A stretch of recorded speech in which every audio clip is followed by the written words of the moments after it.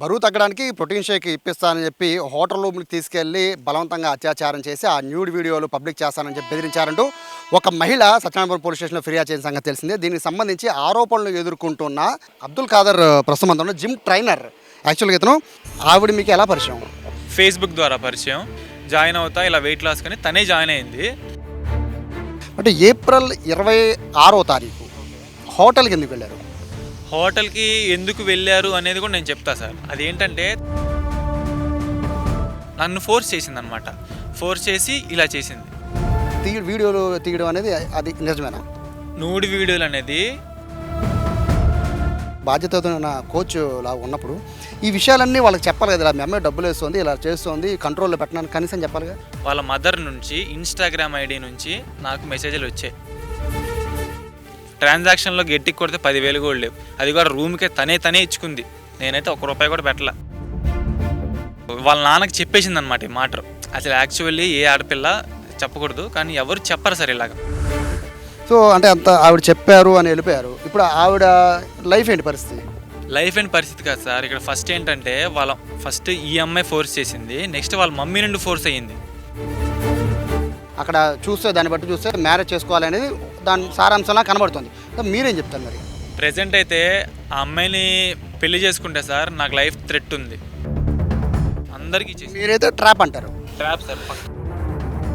So అంటే ఏంటండి, అంటే బయటకు వచ్చి మాట్లాడడానికి ఫోన్ చేశారు అంటే రీజన్ ఏమైనా ఉందా? అంటే మీ ఇక్కడ అంటే ఒకటి మీతో మాట్లాడే ముందు నాకు 2 డౌట్స్ ఉన్నాయి. ఆవిడ మీకు ఎలా పరిచయం? ఫేస్బుక్ ద్వారా పరిచయం. తనే ఫస్ట్ మెసేజ్ చేసింది హాయ్ అని. మీరు జిమ్ ట్రైనరా అని నాకు మెసేజ్ వచ్చింది. అవునండి చెప్పండి అంటే పలానా జిమ్ అని చెప్పాను. జాయిన్ అవ్వచ్చా అని ఎంక్వైరీ చేస్తే ఏమన్నానంటే రీమోడల్ చేస్తున్నాం, వేరే చోటకి మేము పంపిస్తున్నాం దాన్ని, సో అప్పుడు నీకు ఫోన్ చేస్తా అని చెప్పి అప్పుడు మెసేజ్ చేస్తా, కాంటాక్ట్ అవుతాను నేను చెప్పాను. చెప్తే 2 years తర్వాత నా ఏదో ఇన్స్టాగ్రామ్లో రీల్ చూసి తనే నాకు మెసేజ్ చేసింది. అలాగా నాకు క్లయింట్ పెరుగుతారు కదా అనే దాంతో నేను తనని జాయిన్ అవ్వమని చెప్పాను. ఎప్పుడు జాయిన్ అయ్యారు? 2 months బ్యాక్ అనుకోండి సార్. 2 years తర్వాత గ్యాప్ తీసుకుని తనే రీల్కి మెసేజ్ చేసి జాయిన్ అవుతా ఇలా వెయిట్ లాస్ కానీ తనే జాయిన్ అయింది. నేను కూడా సరే జాయిన్ అవ్వు, బాగుంటుంది ఇక్కడ, బాగా చెప్తామని చెప్పి నేను చెప్పాను.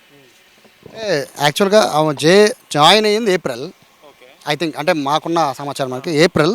అంటే ఏప్రిల్ 26వ తారీఖు హోటల్కి ఎందుకు వెళ్ళారు?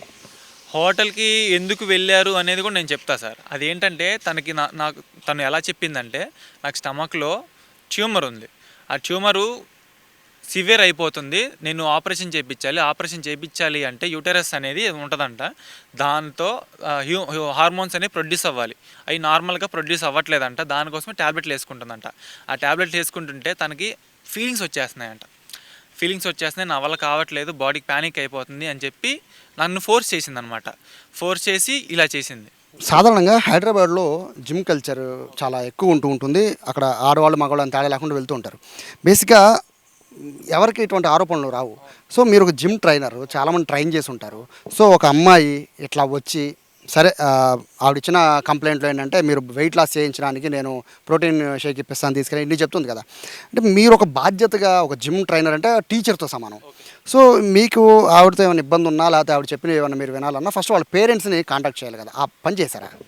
పేరెంట్స్ని కాంటాక్ట్ అయ్యేదంటే వాళ్ళ మమ్మీ ఇక్కడ ఉండరు, వేరే స్టేట్స్లో ఉంటారు, వాళ్ళ డాడీ ఆఫీస్కి వెళ్ళిపోతూ ఉంటారు, ఈ అమ్మాయి కొత్తే ఉండిద్ది. ఇప్పుడు ఎక్కడికన్నా వెళ్ళాలన్నా నన్ను పిలిచేది. ఇప్పుడు నేను రాను, ఏదో బిజీగా ఉన్నానంటే నేను బయటకు వచ్చేసాను, నాకు తెలియదు నువ్వు వస్తావా లేదా అన్నట్టు ఫోర్స్ అనమాట. మొత్తం ఫోర్స్, బ్లాక్మెయిల్ సార్ మొత్తం. అది ఏమని చెప్పి వెళ్ళారు హోటల్కి? ఈ రీజన్తోనే సార్. అప్పటికి నేను అన్నా ఇలాంటివి వద్దు, నాకు నీ మీద ఫీలింగ్స్ రావట్లేదు, ఎందుకు ఇలా చేస్తున్నావు అని చెప్పినా కూడా ఎలా అంటే ఇక నేను చచ్చిపోతున్నాను, నా వల్ల కావట్లేదు, ప్యానిక్ అటాక్ వచ్చేస్తుంది, ఫోన్ కట్ చేసి మళ్ళీ ఫోన్ చేసి అలా ఇబ్బంది పెట్టేసింది నన్ను. తప్పక వెళ్ళి అప్పటికి నేను వద్దనే చెప్పా, వద్దన్నాక నువ్వు ఏం చేయమాకు, జస్ట్ వచ్చి నాతో టైం స్పెండ్ చేయి చాలు అని కూడా చెప్పింది అమ్మాయి. ఒక మహిళ అలా చెప్పడం అనేది, సో మీ లెక్కలో అది ట్రాప్ అని మీరు అనుకుంటున్నారు. సో అక్కడ న్యూడ్ వీడియోలు తీశారు, నా వీడియోస్ అన్నీ తీశారు అని చెప్పి ఆవిడ ఆరోపణలు చేస్తుంది. అంటే సరే మీరు లైంగికంగా కలిసారు లేదా అనేది పక్కన పెడితే అట్లా వీడియోలు తీయడం అనేది అది నిజమేనా? నూడి వీడియోలు అనేది ఒక్కటి కూడా లేదు, అది వాస్తవం. ఆమె ఫోటో చెక్ చేసినా, నా ఫోన్ చెక్ చేసినా ఒక్కటి కూడా ఉండదు, తీయలేదు. ఫోన్లు పక్కన పెట్టేశారు ఇద్దరం. అది ఫోటోలు న్యూడ్ వీడియోలు అయితే లేవు. నా ఫోన్ ఇచ్చేస్తా, కావాలంటే చెక్ చేసుకోండి. ఆవిడ నుంచి ట్రాన్సాక్షన్ మీకు చేశారని చెప్తున్నారు, అదంతవరకు నిజం? చెప్తాను. ఫస్ట్ థింగ్ ఇక్కడ ఎక్కడికి హోటల్కి వెళ్ళాలనే వచ్చింది కదా మ్యాటరు. నేను తప్పించుకోవడానికి చాలా రీజన్స్ చెప్పా. ఓపిక లేదు, నాకు హెల్త్ బాగాలేదు, నెక్స్ట్ ఇది ఏం చెప్తాం మనం, డబ్బులు లేవని చెప్పా. నేను డబ్బులు ఎవరు అడిగారు, నేనే పంపిస్తాను అని చెప్పి డబ్బులు పంపించింది. 2000 అలా పంపించింది. నెక్స్ట్ ఒక 500 పంపించింది. ఎందుకని మీరు అడుగుతారు, తాగడానికి. తాగుదాం, లోపలికి వెళ్ళి తాగుదాం అని చెప్పి ఎంజాయ్ చేద్దాం అని చెప్పి పంపించింది. అలా ట్రాన్సాక్షన్ని ఇప్పుడు నేను వీటికి 70,000 ట్రాన్సాక్షన్ 70,000 పంపించానని చెప్పి ఆరోపణ నాకు కేసులో ఉంది.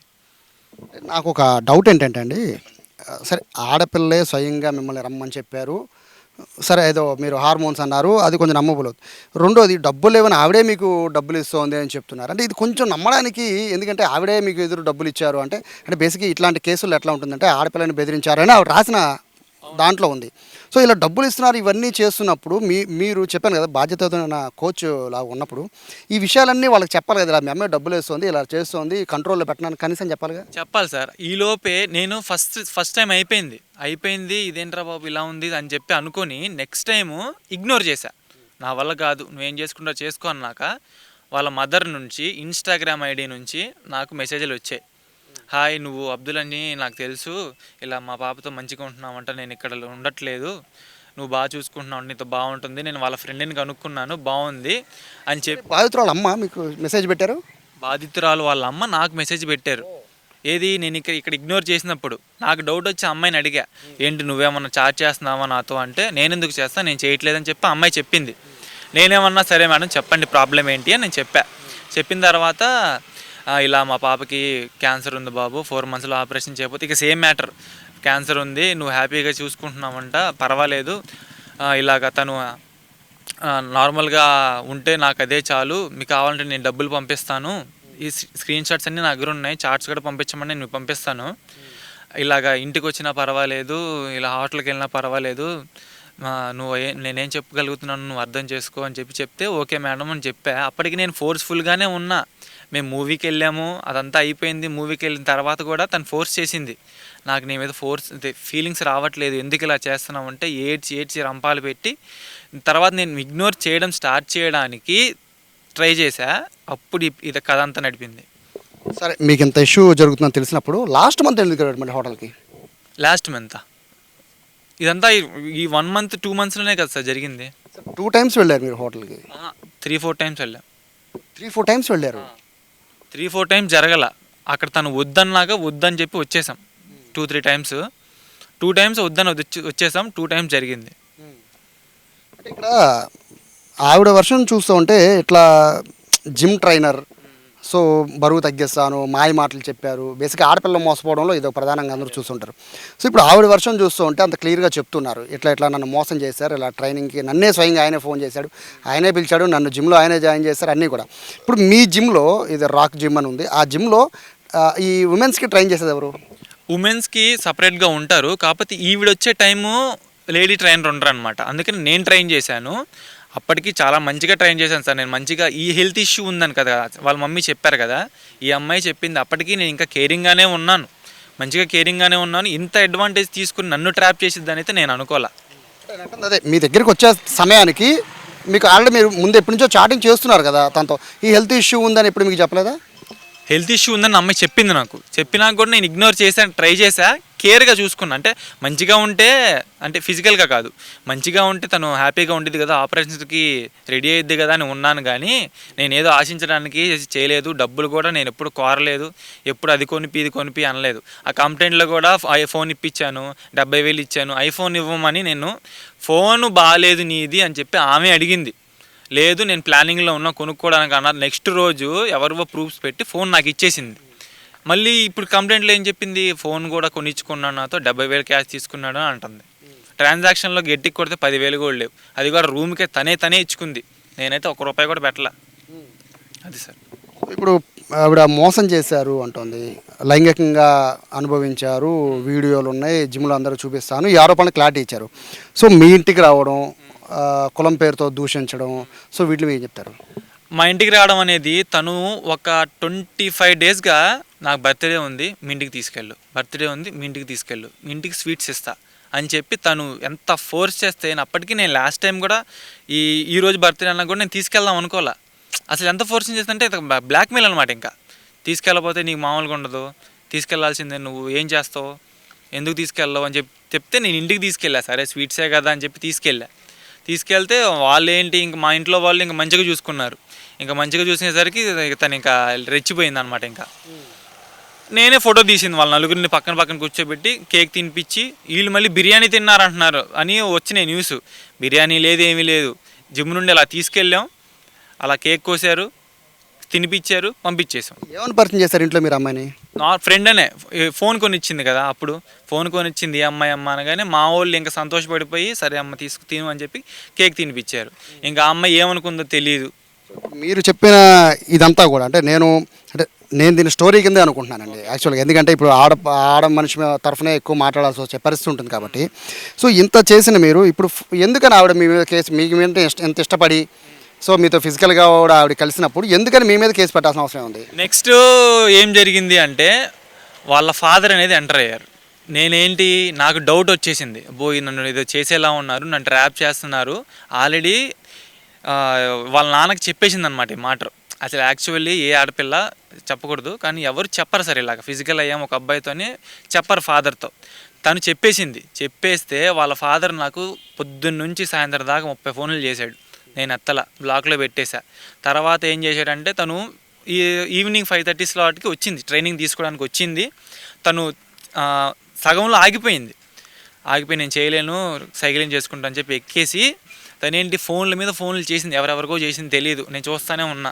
తర్వాత కంగారుగా నేను వెళ్తాను అని చెప్పి కిందకి వెళ్ళిపోయింది. ఒక పావు గంటలో మా అమ్మ నాకు ఫోన్ చేసింది, అరే ఏంట్రా అమ్మాయి వచ్చింది, నువ్వు ఇలా కలిసిపోయావంట, అమ్మాయితో రూమ్లో కలిసావంట, ఏదో చెప్తుంది, ఏడుస్తుంది, వాళ్ళ నాన్న వచ్చి దింపేసి మీ ఓడు ఘనకార్యం చేశాడు, అది ఇది అని చెప్పి అరిచేసి వెళ్ళిపోయాడు అని చెప్తే నేను పర్మిషన్ తీసుకుని ఇంటికి వెళ్తే తను బయటకు వచ్చింది, ఇలా ఫోన్ చేయంటే మా నాన్న ఫోన్ తీసుకెళ్ళిపోయాడు, నీ ఫోన్లో చేయంటే నేను అన్బ్లాక్ చేసి వాళ్ళ నాన్నకి ఫోన్ చేయించా. ఇలా బిఆర్టీఎస్ దగ్గరికి రమ్మని అన్నాం, నుంచున్నాం. 2 మినిట్స్లో ఆయన వచ్చేసాడు.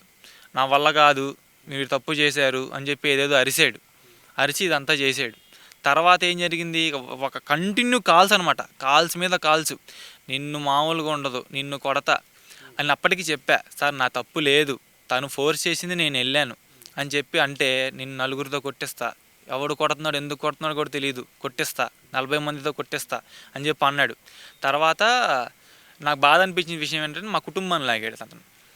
ఫస్ట్ ఎందుకు సార్ ఇలా నన్ను టార్చర్ చేస్తున్నారు, మీ అమ్మాయి వైపు బ్లేమ్ ఉంది కదా, మీ అమ్మాయిని ఫస్ట్ తిట్టాలి మీరు, ఎందుకు వెళ్ళామని చెప్పి నన్ను ఎందుకు హెరాస్ చేస్తున్నారు అని చెప్పి నేను మాట్లాడా. అంటే ఇది మొత్తం ఎటు చేసినా మళ్ళీ ఫస్ట్కి వెళ్తుందండి. ఇప్పుడు మీరు ఇక్కడ అందరూ నమ్మాలి అంటే ఒకటి, ఆ అమ్మాయి తనంతట తనే ఫిజికల్గా కలుద్దామనే ప్రూఫ్ లేకుండా ఎవరు కూడా నమ్మే పరిస్థితి ఉండదు. మీ దగ్గర ఉంది ఆ ప్రూఫ్ అంటే నేను ఫోన్ మార్చాను కదా సార్, ఈ ఫోన్ ఇష్యూ అవుతుందని చెప్పి నేను ఐఫోన్ రీసెట్ చేసేసి ఇచ్చేసాను. అక్కడ స్టార్ట్స్ పోయాయి. మెయిన్ థింగ్ ఏంటంటే నేను గట్టిగా చెప్పగలను, రూమ్ విషయం వచ్చినప్పుడల్లా నేను ఎప్పుడు ఫస్ట్ మెసేజ్ చేయలే, తనదే ఉండిద్ది.